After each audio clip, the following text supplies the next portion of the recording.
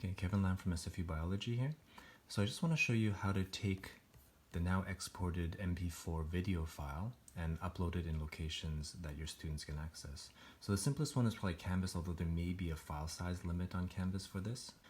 So basically go on Canvas, find the page that you want to put the video file on for students to download. And I'm just going to hit edit so I can edit this page. Find where I want to put the file. Let's say I want to put it right up top so it's easy to find. I'm just going to say sample video 1. Gonna highlight that text and then say when they click on that text I want it to download a file, and I'm gonna scroll down and say upload a new file, choose file, and then choosing from my desktop, this is the video file MP4 that I want to upload.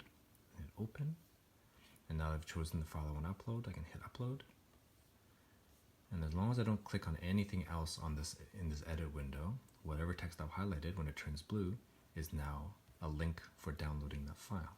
So I'll just hit save, and you'll see that what's now on my BISC 101 Canvas homepage is a blue text kind of link that when I click on it, it will allow me to download the file. I'm going to put it in my downloads folder just for now.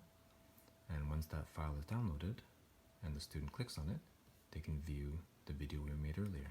Into any projector. If you're While not we're actually in talking, the and lecture hall you while see do this, the full then screen your is filled with the slide that we saw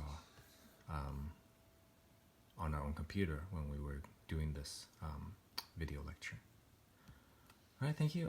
If the file size becomes a problem, watch the video I'm going to make next, which is how to upload it to YouTube so that the students can just immediately stream it on whatever device they're using.